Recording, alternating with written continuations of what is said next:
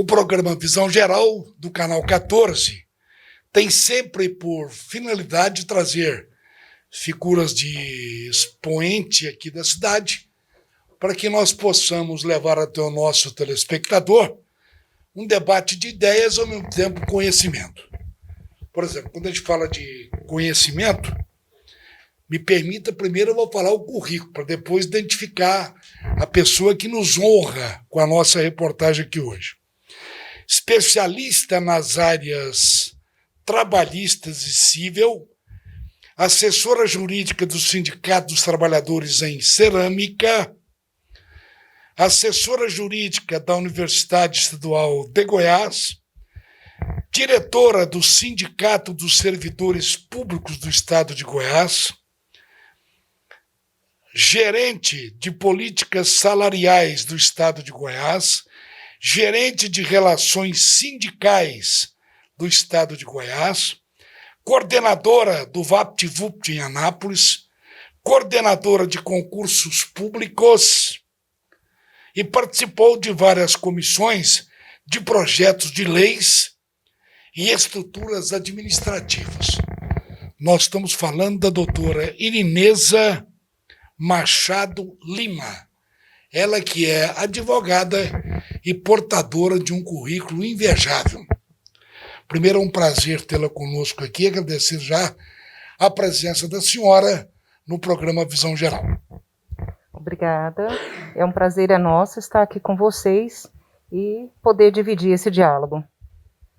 Doutora, quando se fala de sindicato, a gente tem que tentar, pelo menos, identificar, pelo menos nós somos leigos, qual é a atual situação no cenário brasileiro do sindicato de um modo geral?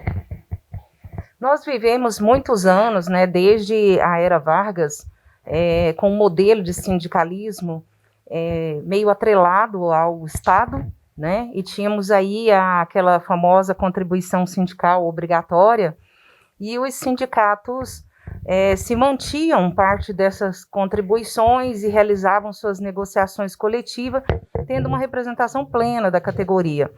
No entanto, esse cenário mudou recentemente, né, desde a última reforma trabalhista e depois, posteriormente, nessa gestão, né, governamental que estamos no momento, o caminho é para um sindicalismo muito mais próximo de um associativismo, né, onde a representação ela está muito ligada àqueles trabalhadores que optam, né, que se filiam.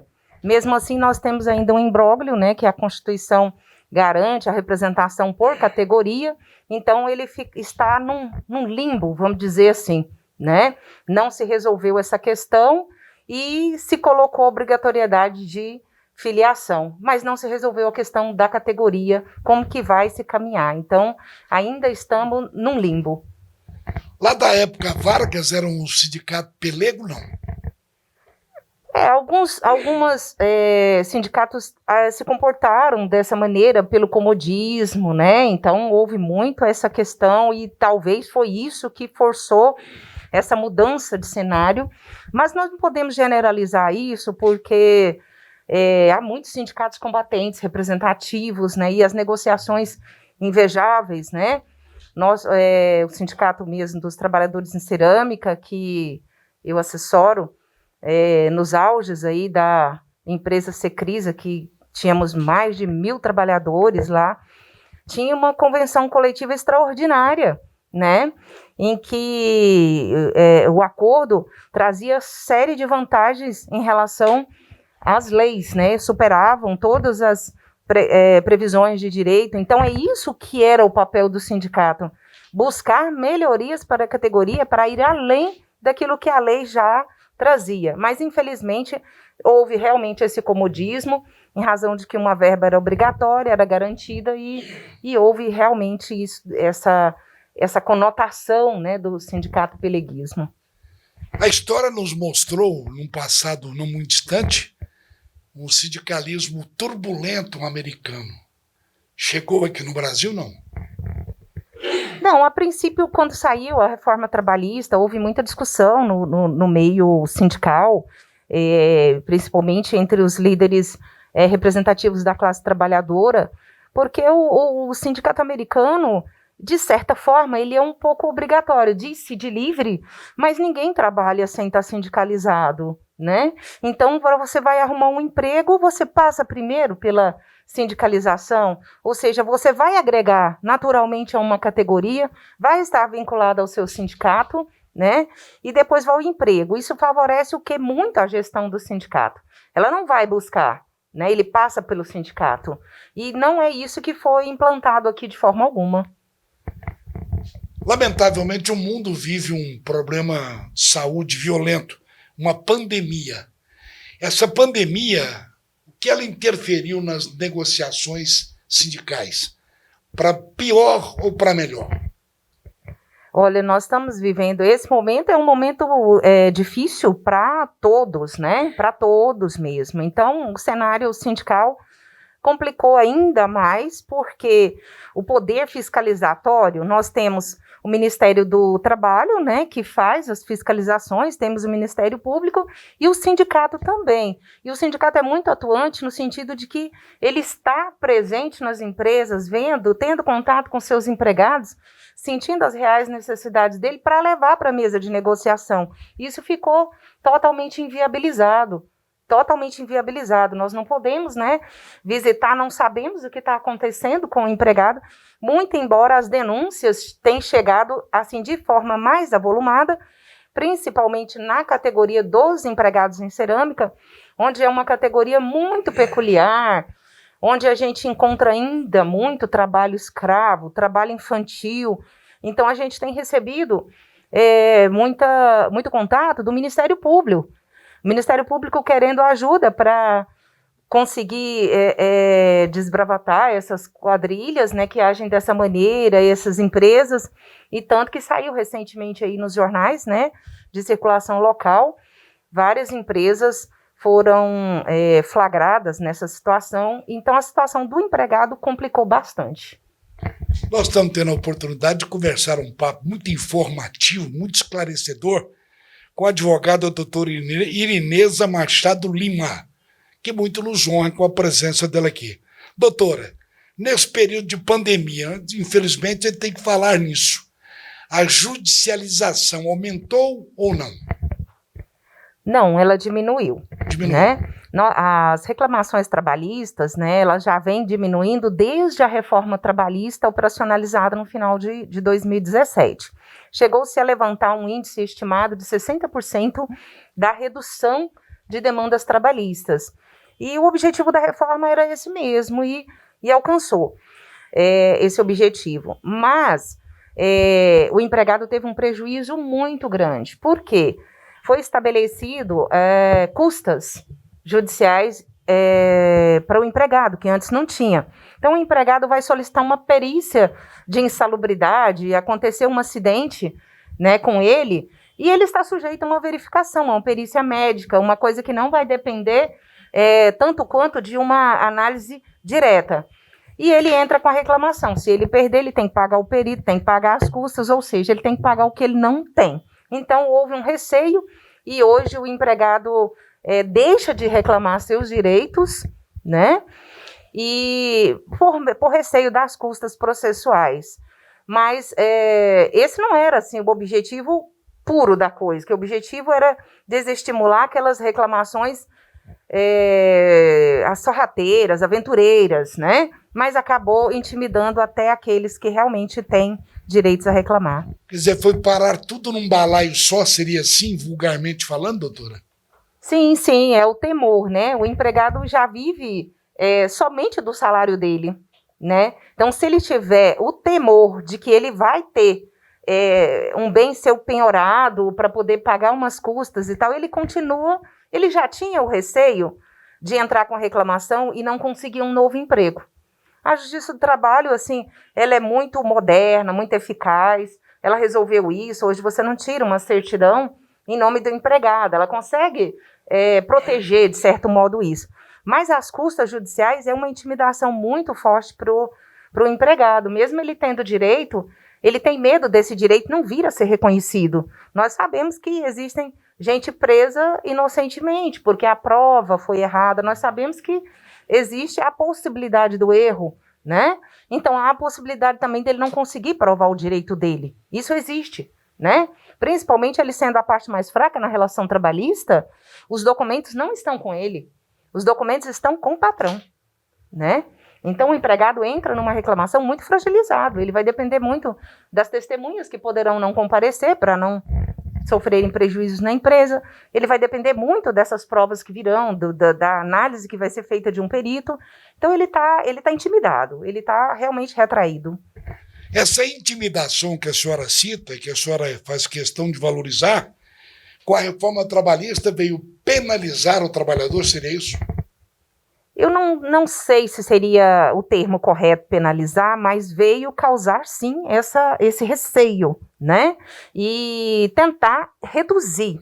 Na verdade, o objetivo dela foi realmente tentar reduzir o índice de reclamações trabalhistas. Já há um movimento já de longa data, já nesse sentido. Inclusive, já se cogita em acabar com a Justiça do Trabalho, que é uma das justiças mais eficazes que tem no Brasil, né? Porque ela entrega uma prestação jurisdicional célere e eficaz, muito rápida. Quer dizer que, por exemplo, a senhora citou um número ali atrás, e eu vou trabalhar em cima dele. De cada 10 ações trabalhistas, apenas hoje 4 estão sendo realizadas, estão sendo feitas. Ou, deixa eu formular minha questão de novo, eu não fui muito feliz, não. De cada 10 cidadãos, apenas 4 estão entrando na justiça, é isso? É uma estimativa, né, que levantamentos da Justiça do Trabalho recente apontaram essa queda, né?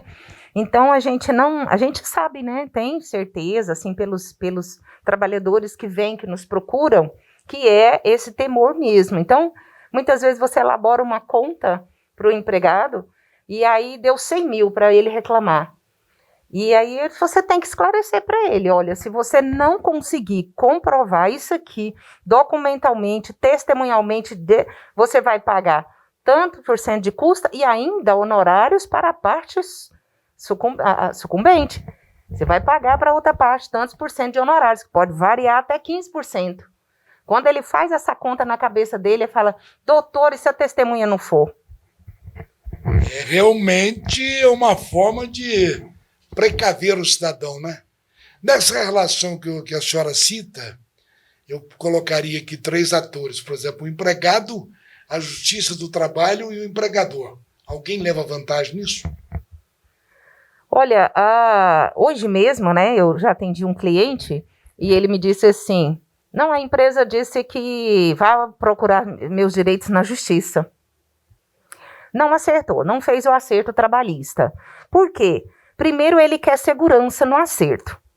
Às vezes, ele faz o acerto direto com o empregado e o empregado ainda reclama a diferença. Ele quer essa segurança, ok. Mas ele quer mais, ele quer obter um acordo. A tentativa dele é obter um acordo na justiça e pagar pela metade, pagar menos, não anotar a carteira de trabalho. Então, assim, a gente tem... ficar muito atento, e o sindicato ele é muito atento nesse sentido, não negociar verbas trabalhistas, verbas rescisórias, comprovadamente rescisórias. Mas se ele não anotou a carteira dele, aí ele pergunta, doutora, e se não for nenhuma testemunha, se a empresa falar que eu nunca trabalhei lá, vai perder tudinho, né? Então é aí onde está o receio com relação às custas e honorários de sucumbência. Aí, às vezes, ele deixa e sai com a mão na frente, outra atrás, como diz o ditado, né? Não teve sua carteira assinada, por temor de sair dali devendo o que ele nem tem para pagar. Deixa eu já usar um termo meio pejorativo aqui. Quer dizer que ele fica de saia justa. Ele fica numa saia justa, né? Eu reclamo, eu não tenho nenhum documento na mão, tá tudo com a empresa, e eu dependo das testemunhas que trabalham lá na empresa e não vão comparecer para não perder o emprego. Quer dizer, de uma forma velada, a testemunha dele acaba sendo pressionada. De uma forma velada, não clara. Sim, a gente sabe dos temores, né? E aí você tem recursos para isso, a gente pode arrolar a testemunha, ela se torna obrigatória, ela comparecer, o juiz busca testemunha, se ela não for, etc. Mas ninguém que é obrigado, né? vai de sã consciência, vai de livre, espontânea vontade, e pode ser até prejudicial essa testemunha que foi com medo daquele ganha-pão, que é pouco, né? Que o salário, por exemplo, dessa categoria que a gente representa, de ceramista, é muito pouco. Né? Pouca coisa, pouco mais do que o salário mínimo. E a gente teme hoje que as coisas ainda piorem, em razão de que, nesse novo cenário, é possível a negociação direta entre patrão e empregado, o que fragilizou as negociações coletivas. As empresas não querem mais ir para a negociação coletiva, porque na negociação coletiva você tem o peso do sindicato e da categoria falando junto. Perante o empregado, ou você concorda, ou você não tem um emprego. Né? Então, ele prefere fazer a negociação direta com o empregado. E aí, o empregado já sai em desvantagem na contratação. Hoje, ele tem uma negociação coletiva, vai assegurar para ele algo a mais. Não o salário mínimo. O salário mínimo está na Constituição. Algo a mais. Como ele perdeu o poder de negociação coletiva e foi para a negociação individual, a gente teme que tudo fique nivelado, né? Vamos garantir no máximo aquilo que é o teto da Constituição Federal mesmo. Para entender melhor o nosso telespectador também. Quer dizer, com a reforma trabalhista, a data base salarial acabou se comprometendo com relação a isso? Sim, assim, até a data base. Ela não é mais um elemento assim obrigatório. A Constituição prevê a data base. Tá, mas nós tivemos uma recente decisão do Supremo Tribunal Federal, né, que considerou que ela não é, e o Supremo Tribunal é o guardião da Constituição, considerou que, diante de cenários econômicos fragilizados, a database não é obrigatória, né?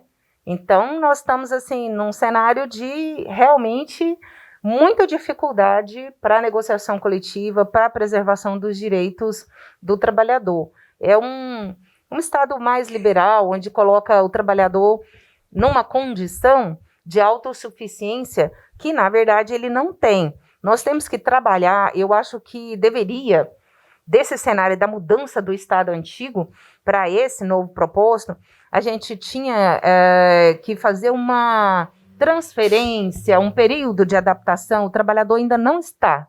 No Brasil, não tem essa maturidade negocial que se espera. Agora, salários maiores, classes mais evoluídas, por exemplo, os profissionais liberais, que você coloca eles na condição de estabelecer o preço que querem pelo seu serviço, é outra realidade. Agora, quando nós temos mais de 13 milhões de desempregados, que autonomia esse empregado vai dizer que ele precisa de ganhar X e não Y? Dentro desse universo de mais de 13 milhões, essa maturidade que a senhora citou, existe também uma maturidade escolar, profissional desse trabalhador, não? Isso varia muito de categoria. Eu posso dizer, por exemplo, da categoria dos sindicatos dos empregados ceramistas, quase todos são analfabetos. É mesmo, doutora? Quase todos são analfabetos. São situações assim,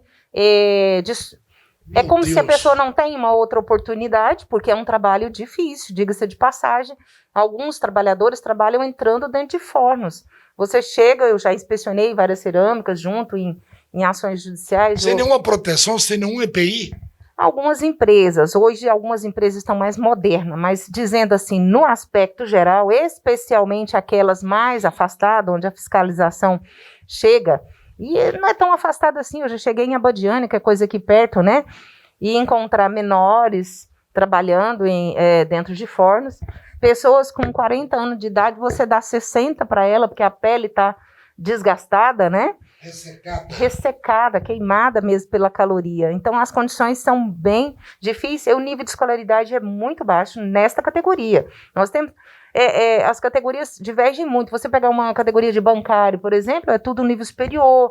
Você vai pegar uma categoria da construção civil, geralmente nível primário, né? E aí varia, né? Na nossa categoria encontramos muito analfabeto, inclusive. É lamentável ainda conviver em pleno século XXI, né? Com situações, digamos, de escravagismo, seria isso, doutora? Posso usar esse termo? Sim. Recentemente saiu nos jornais locais, né, a deflagração de uma operação do Ministério Público, em que encontrou o trabalho escravos em cerâmica, né? O trabalho escravo e o trabalho infantil. Está sendo uma luta muito grande do Ministério Público no estado de Goiás, né? Não vamos dizer longe, né? Porque às vezes quando a gente pensa nisso, pensa que é algo que está longe. Não, está aqui perto. São municípios vizinhos. Vizinhos, eu ia falar isso, vizinhos. Bom, dentro desse cenário todo, como é que a senhora destacaria os desafios e perspectivas para o novo sindicalismo? É necessário, a partir de agora, surgir novas lideranças. Como você colocou lá no início, citou essa questão do sindicalismo pelego, talvez esse comodismo, né, dos líderes sindicais levaram a uma determinada política mais de gestão sindical do que de liderança, né? Então, hoje, só vão sobreviver aqueles sindicatos que tiverem o desafio de surgir grandes lideranças, que conseguem mobilizar a sua gente para, então, levar o trabalhador a conscientizar de que juntos, eles são mais fortes. Porque hoje o trabalhador não chegou a esse nível, não tem esse nível de consciência, né? E ele acha que algo superior vai acontecer, alguém vai fazer alguma coisa, mas ele não acredita nele mesmo, no poder da agremiação. Então é necessário surgir novos líderes e que trabalhe com nova perspectiva, não só da negociação coletiva, que a negociação coletiva hoje está fragilizada.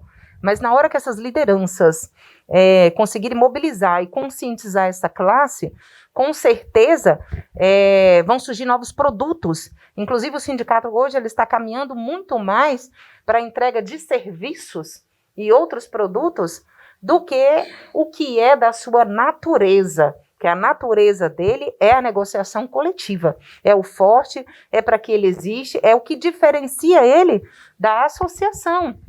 É o que diferencia ele da associação, representar toda uma categoria em prol do comum, sem individualizar, buscando, claro, algumas individualizações específicas relativas a certos setores, né? Onde tem insalubridade, onde tem periculosidade, etc. Isso é verificado, mas de uma forma geral, né? E isso está sendo perdido para parecer muito mais com uma associação. Então, o sindicalismo vai ter que se renovar, buscar lideranças fortes. Com toda essa bagagem que a senhora tem técnico profissional, a senhora acredita que com uma demanda de mais de 13 milhões de desempregados, essa nova liderança pode acontecer, doutora? Eu acredito que possa, mas é uma coisa bastante assim, a gente não está visualizando a força, né? De onde vem a força? De onde o empregado tem força, tem voz, tem poder? Era nas greves. Né? Como que ele poderia se opor ao capitalismo? Era na greve. Não existe greve, não tem como fazer greve. Acabou. Se você tem desemprego, se você tem disputa pela vaga. 13 né? milhões de desempregados. Então o cenário é desfavorável, né? E muitos sindicatos já estão encerrando atividades, outros estão juntando, é um dos caminhos também. Antes era dissociar, agora nós temos que voltar a juntar, né? Juntar os cacos. Juntar os cacos e formar categorias maiores, mais fortes, com mais bagagem, para conseguir fazer face ao capitalismo. Bom, nosso telespectador pode ter feito a leitura do conteúdo desse programa através da doutora Irineza Machado Lima, que ela é advogada, sindicalista, com experiência, com uma bagagem extraordinária.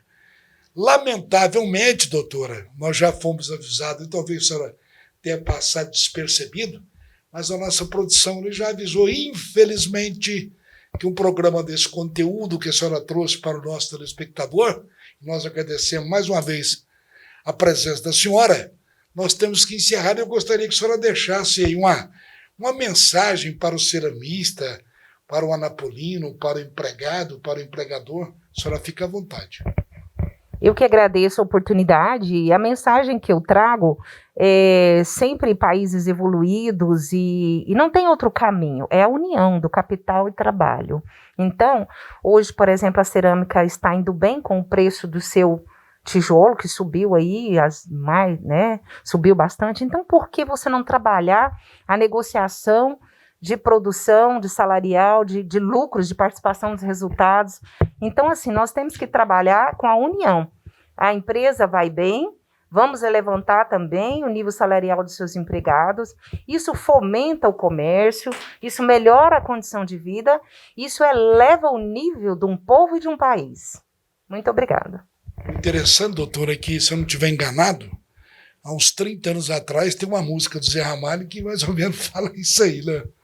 É por aí, né? A gente, para não entrar em muito Sou grande fã dele. Não é verdade? Nós queremos agradecer a senhora pela presença aqui e agradecer ao nosso telespectador. Temos certeza absoluta que ele recebeu uma gama de informações por quem tem conhecimento, realmente tem gabarito para isso. Muito obrigado, doutora. Muito obrigado ao nosso telespectador.